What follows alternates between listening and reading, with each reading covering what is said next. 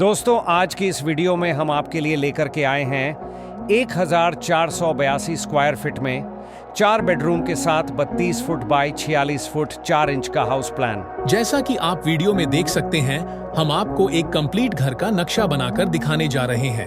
वीडियो में लास्ट तक बने रहिएगा। वीडियो पसंद आए तो वीडियो को लाइक और शेयर जरूर करें। दोस्तों, अगर आप भी अपने घर के लिए नक्शा डिजाइन कराना चाहते हैं तो अपने प्लॉट का प्रॉपर साइज कमेंट बॉक्स में लिख सकते हैं। आपकी डिमांड के अनुसार नक्शा बनाकर दे दिया जाएगा। अगर आपने अभी तक हमारे चैनल को सब्सक्राइब नहीं किया है तो प्लीज हमारे चैनल को सब्सक्राइब कर लीजिए और बेल आइकन जरूर दबाएं ताकि आने वाली वीडियो की नोटिफिकेशन आपको सबसे पहले पहुंच सके।